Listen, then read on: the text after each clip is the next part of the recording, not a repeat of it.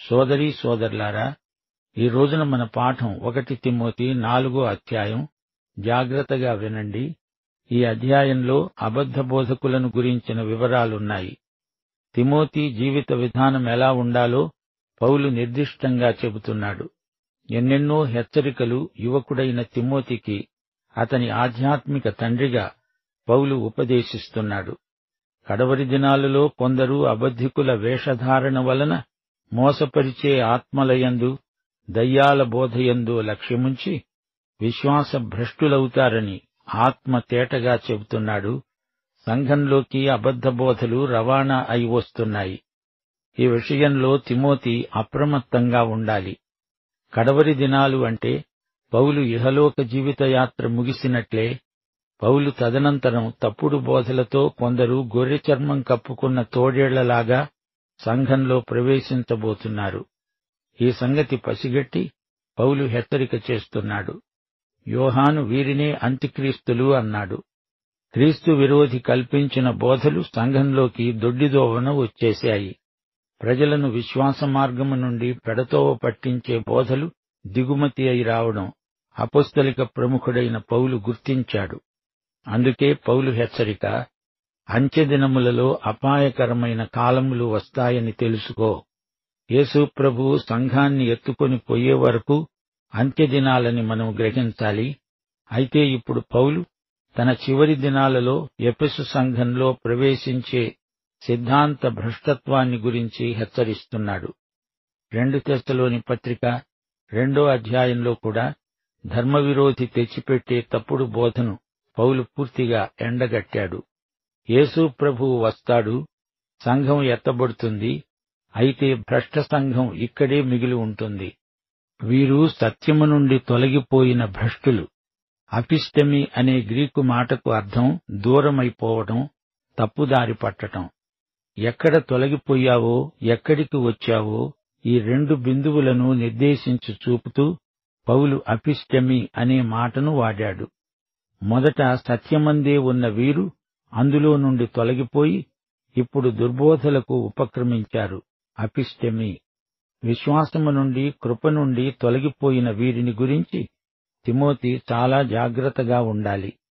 వారు అబద్ధికులు, వేషధారులు. మోసపరిచే ఆత్మలు వారిలో ఉన్నాయి. వారి బోధలు దయ్యాల బోధలు. వీరికి ఉన్నది పాండిత్యం కాదు, విజ్ఞానము కాదు. వీరిని మోసపరిచే ఆత్మలు పట్టాయి. మోసపరిచే ఆత్మలా? అవి ఎలాంటివి?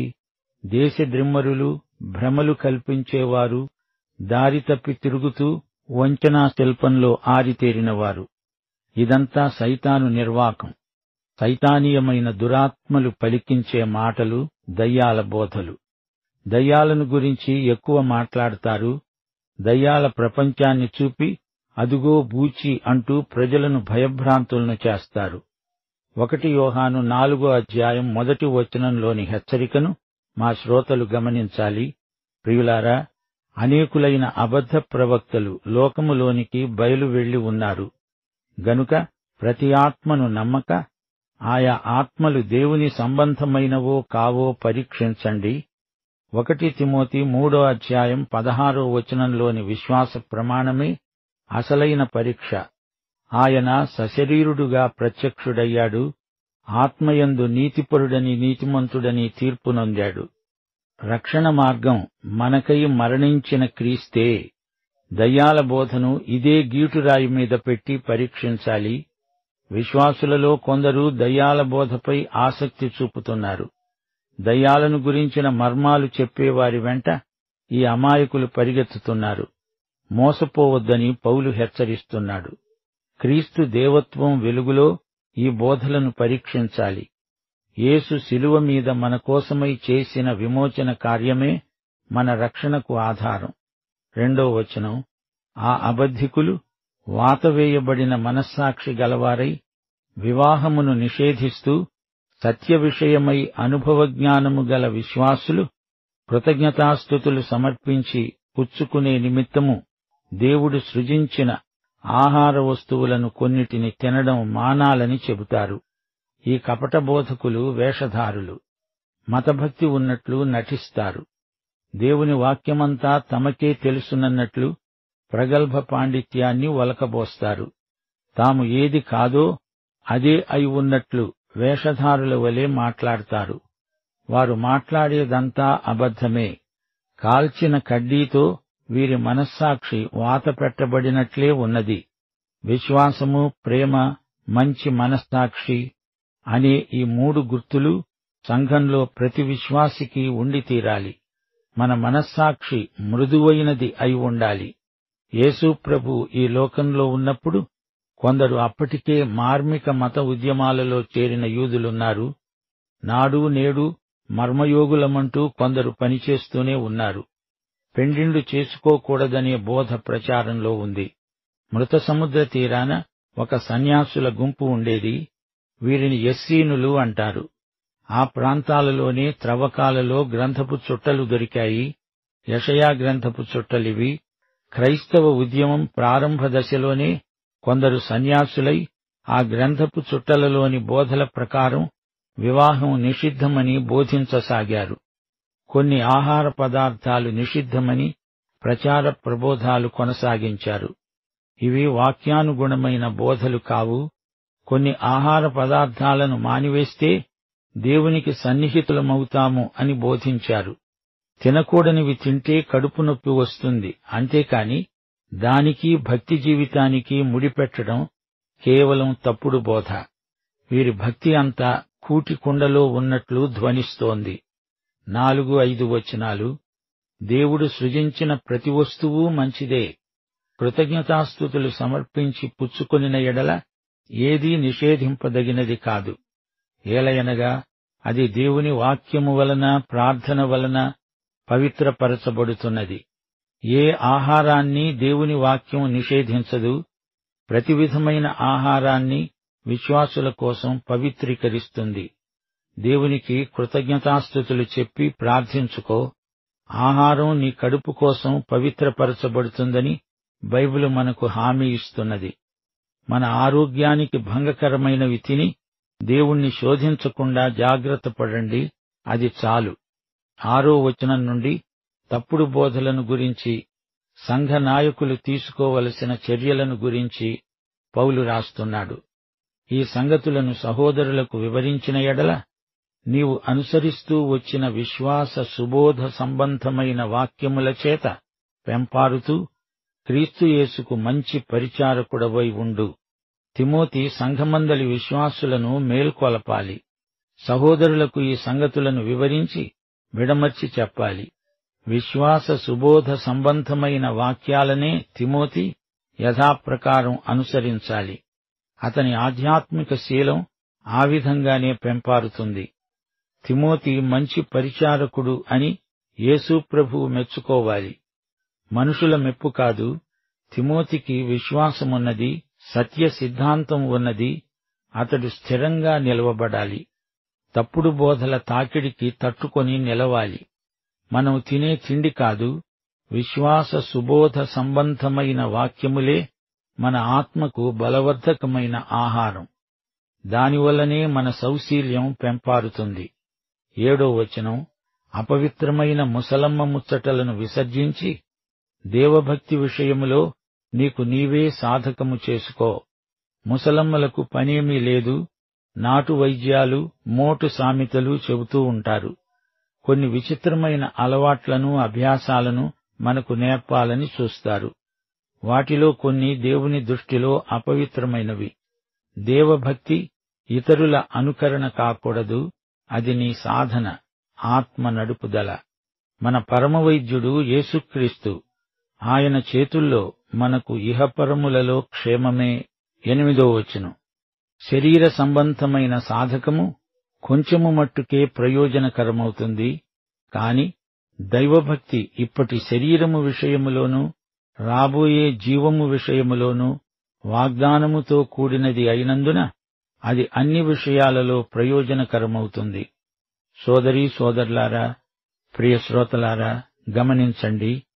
ఇప్పటి శరీరము, రాబోయే జీవము, ఈ రెండిటి విషయంలో దైవభక్తి ప్రయోజనకరమైనది. అయితే శరీర సంబంధమైన సాధకము మాత్రమే అయితే దాని ప్రయోజనం పరిమితమైనది. దైవభక్తి రెండందాలా ప్రయోజనకరమే. శరీర సంబంధమైన పాపము నుండి, చనిపోయాక రాబోయే నరకము నుండి రక్షిస్తుంది. ఇప్పటి శరీరం దేవుడు సృజించిందే. మానవ జీవితం ప్రమాదవశాత్తు కలిగింది కాదు, అది దేవుని సంకల్పం ప్రకారం కలిగింది. అలాగే మానవ చరిత్ర కూడా దేవుని సంకల్పానికి ఫలితమే. మానవుని పుట్టుకకు, మరణానికి కారణం ఉంది, అర్థం ఉంది. దేవుడే నీకు ఈ శరీరమిచ్చాడు. దేవుడు నిన్ను తన మహిమార్థమై వాడుకోగోరుతున్నాడు.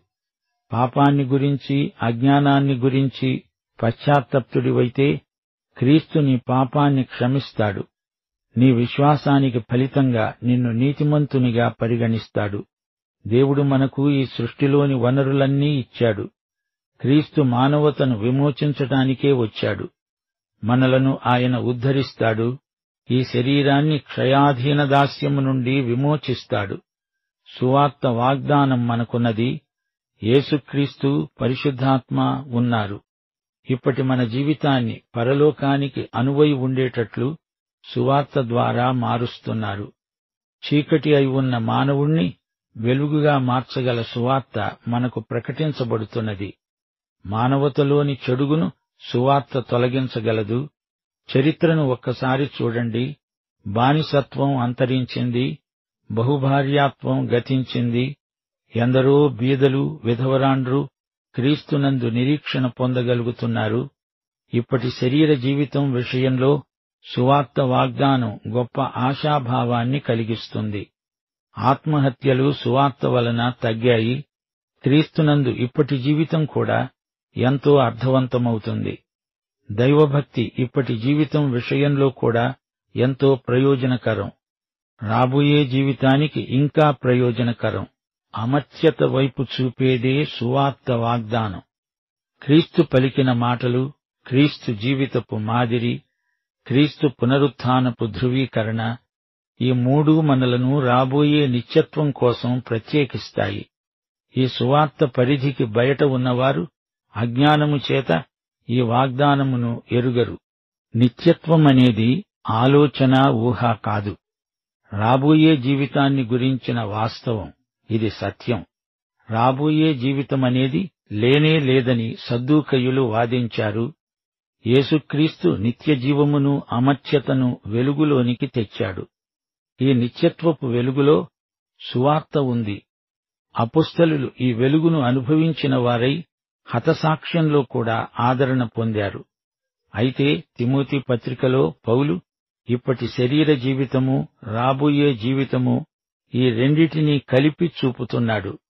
క్రీస్తునందున్న వారికి ఇహపరములు రెండింటిలో ఎంతో ప్రయోజనం చేకూరుతుంది. దైవభక్తి ఇప్పటి జీవము విషయములోనూ, రాబోయే జీవము విషయములోనూ వాగ్దానముతో కూడినది అయినందున అది అన్ని విషయములలో ప్రయోజనకరమైనదే. దేవునికి స్తోత్రం. ఈ జీవము ఆగిపోదు, నిత్యత్వములోనికి కొనసాగుతుంది. మరణము అడ్డం రాదు. ఈ జీవ ప్రవాహం మరణంలో గుండా పారుతూనే ఉంటుంది. ఈ శరీరము అక్షయతను ధరించుకుంటుంది. మర్త్యమైన ఈ శరీరము అమర్త్యతను ధరించుకుంటుంది. క్షయమైనది అక్షయతను ధరించుకుంటుంది. విజయమందు మరణము మింగివేయబడుతుంది. దైవభక్తి ఉభయతారకం. శరీర వ్యాయామాన్ని గురించి నీకున్న శ్రద్ధ దైవభక్తి సాధకం మీద ఉందా యువకుడా? ఈ వాక్యము నమ్మదగినది, పూర్ణాంగీకారమునకు యోగ్యమైనది. ఇది నమ్మదగిన మాట. అందరూ నమ్మదగిన వాక్యం. ఏ మాట? దైవభక్తి అన్నిటిలో ప్రయోజనకరమే అనే మాట అందరూ నమ్మి తీరవలసిన వాక్యం.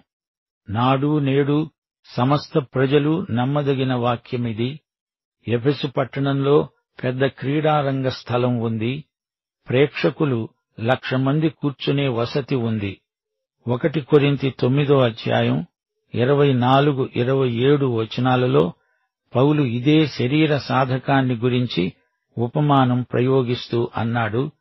పందెపు రంగమందు పరుగెత్తే వారందరూ పరిగెత్తుతారు, కాని ఒక్కడే బహుమానము పొందుతాడని మీకు తెలియదా? అలాగే మీరు బహుమానము పొందేటట్లు పరిగెత్తండి. పందెమందు పోరాడే ప్రతివాడు అన్ని విషయములందు మితంగా ఉంటాడు. వారు క్షయమైన కిరీటము పొందటానికి, మనమైతే అక్షయమైన కిరీటం పొందటానికి మితముగా ఉన్నాము. నేను గురిచూడని వానివలే పరిగెత్తేవాడను కాను, గాలిని కొట్టినట్లు నేను పోట్లాడడం లేదు. గాని ఒకవేళ ఇతరులకు ప్రకటించిన తరువాత నేనే భ్రష్టుడనైపోతానేమో అని నా శరీరమును నలగ్గొట్టి దానిని లోబరుచుకుంటున్నాను. ప్రియ సోదరీ సోదరులారా, యేసునందే జీవము ఉన్నదని దేవుని వాక్యం స్పష్టంగా చెబుతోంది. 10వ వచనంలో పౌలు అంటున్నాడు, ఇందు నిమిత్తము ప్రయాసముతో పాటుపడుతున్నాము. ప్రయాసపడుతూ అనేక శ్రమలను ఓర్చుకుంటున్నాము. అనగా దేవుని వాగ్దానమును బట్టి నేను నా తోటివారితో శ్రమ పడుతున్నాను. అనేకమైన నిందలను భరిస్తున్నాను. అంతియొకయ్య, ఈకొనియ, లుస్త్రా అనే పట్టణాలలో పౌలుకు హింసలు, ఉపద్రవములు ఎన్నో కలిగాయి. అదంతా తిమోతికి బాగా తెలుసు. అనేక పర్యాయాలు పౌలు చెరసాలలో ఉన్నాడు. అపరిమితముగా దెబ్బలు తిన్నాడు. అనేక మారులు ప్రాణాపాయముతో ఉన్నాడు. 5 సార్లు, ప్రతిసారి 39 దెబ్బలు తిన్నాడు. బెత్తాలతో, రాళ్లతో కొట్టబడ్డాడు. ఓడ పగిలి శ్రమపడ్డాడు. రాత్రింబగళ్లు సముద్రములో గడిపిన రోజులున్నాయి. ప్రయాణాలలో, నదుల వల్ల, ఆపదలలో, దొంగల వల్ల, స్వజనుల వల్ల, ఇతరుల వల్ల, పట్టణములో, అరణ్యములో కపట సహోదరుల వల్ల, జాగరణము, ఆకలి దప్పులు, ఉపవాసాలు, దిగంబరత్వము, ఈ బాధలన్నీ తాను అనుభవించాడు. ఇవన్నీ సునాయాసంగా అనుభవించగలిగాడంటే సజీవ దేవుని వాగ్దానాలపై నిలిచాడు కాబట్టే. జీవము గల దేవుని యందు నిరీక్షణ గలవాడు గనుక శ్రమలు సహించగలిగాడు. ఆయన మనుష్యులందరికీ రక్షకుడు, మరి విశేషముగా విశ్వాసులకు రక్షకుడు అయిన జీవము గల దేవుడు. యేసు సమస్త మానవతకు రక్షకుడు. నీవు ఎవరివైనా, ఎక్కడి మనిషివైనా యేసు నీ రక్షకుడే. విశేషించి విశ్వాసులకు రక్షకుడు. యేసు అందరికీ రక్షకుడే అయినా అందరూ ఆయనను రక్షకుడుగా అంగీకరించరు.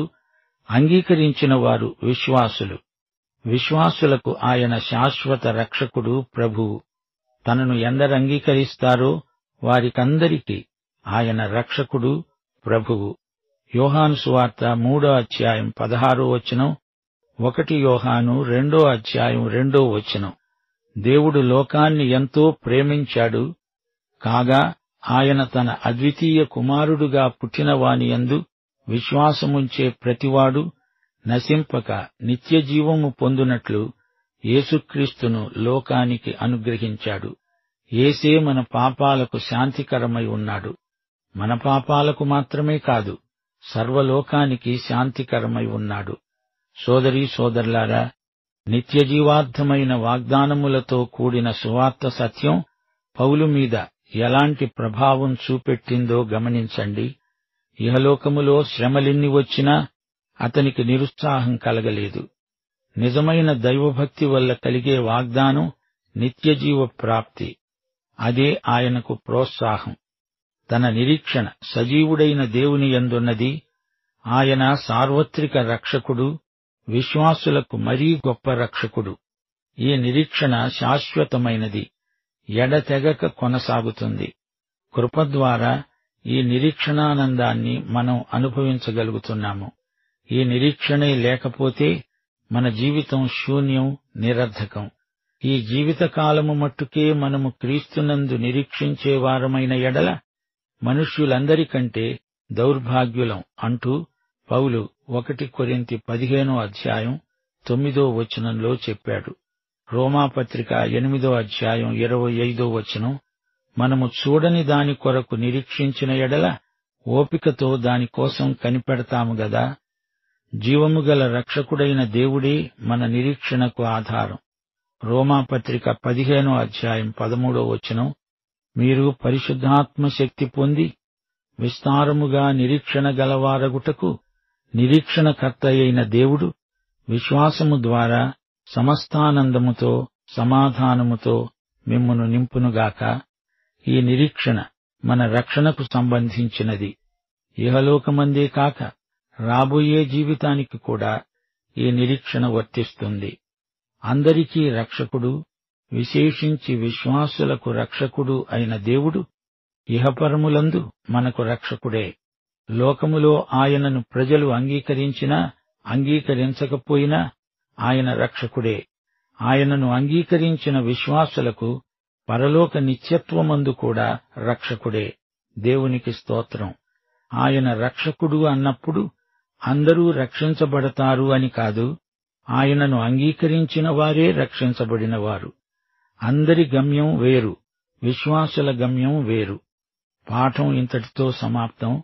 ప్రభు అయిన యేసుక్రీస్తు వారి దివ్య కృప, తండ్రి అయిన దేవుని పరమ ప్రేమ, పరిశుద్ధాత్మ యొక్క అన్యోన్య సహవాసము మనకందరికీ సదాకాలము తోడై ఉండునుగాక.